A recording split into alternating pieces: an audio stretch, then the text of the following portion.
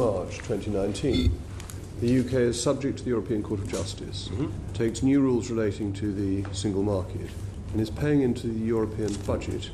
Are we not a vassal state? No, we're not. Not unless we're a vassal state today. You might think we are. No, because today we have a vote. Oh, yeah. Okay. We have a representative on the Court of Justice. We have representations in the European Parliament.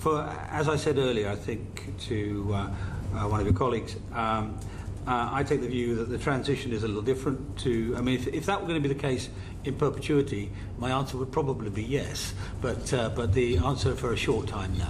Isn't this, though, very serious, that allowing continued Court of Justice jurisdiction is hard to think of any precedent in the world where an independent nation has taken the judgments of a foreign court as its superior and immediate law without having any judge on that court? In perpetuity, you're right.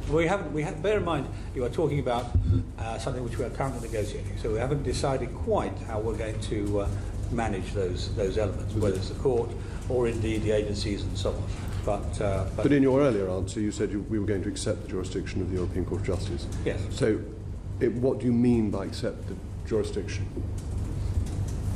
Exactly that. With automatic effect? With automatic effect. With automatic effect. That's right. So we are a vassal state for the 2-year period? Well, no, I don't say that at all.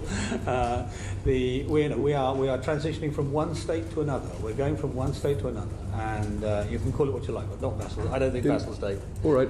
If not a vassal state, in what sense have we left the European Union, other than we have no say on what we are leaving, as in transiting, as in implementing, right? Okay, so the transition is from being inside the European Union to leaving the European Union over a 2-year period. Yep. It is no longer an implementation of the consequences of leaving.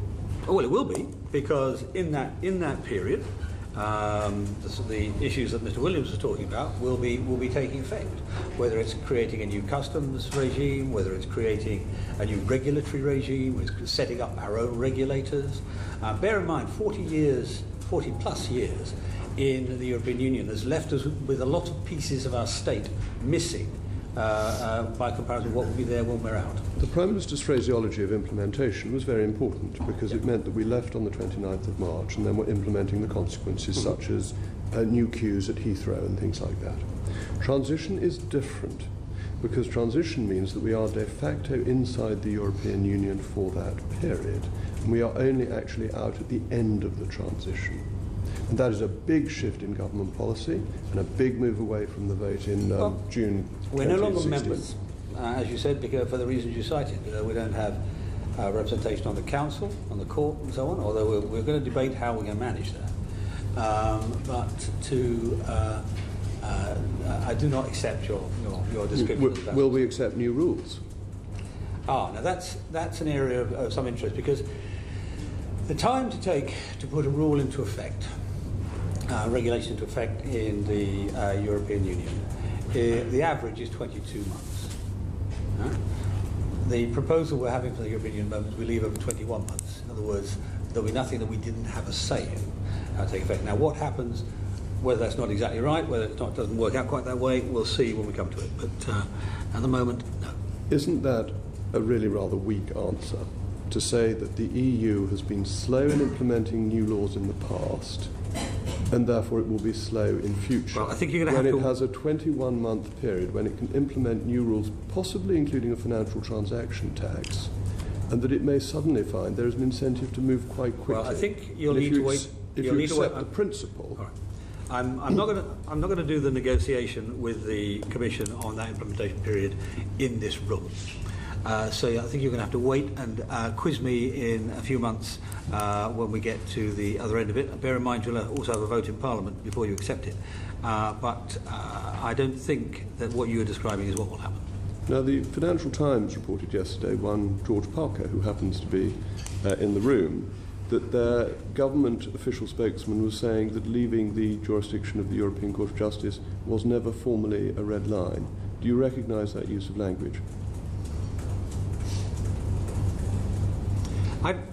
What I will say, I mean, I don't know what, I don't want to go the official government said, government spokesman said, I never use the phrase red line at all. You and I have both done commercial negotiations. Any idiot who goes into a commercial negotiation with the phrase red line determines one thing. He doesn't determine he'll hit his red line. He determines he'll hit no more than his red line. Let me finish. He also determines that he'll get nothing in exchange for things he wants to trade away. So whatever the official government spokesman said, we are going through the implementation period as described pretty much in the Prime Minister's Florence speech, and we'll do so in a way which will leave us in 2021 free of all these fetters. No vassal state us. In the transition period, will we continue to pay money to the European Union before all the final details of every agreement are completed? What's the last part of the sentence? Before every final detail of all the agreements are completed. That is to say, the basic position is that nothing agreed is until everything is agreed. Our biggest negotiating card is our money, which they're desperate for. That's one of the reasons, not the only reason, but one of the reasons that we have to have the substantive conclusion.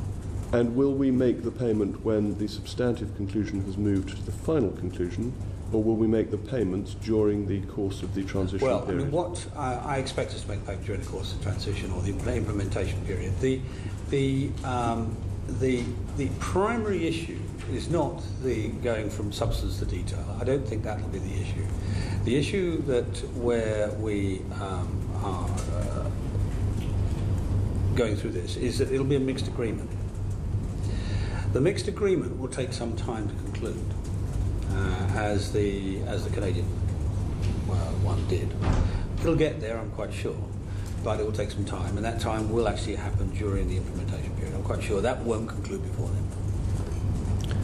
So that's the area where it's not concluded. On the court, the money and the new laws, why aren't we just extending Article 50?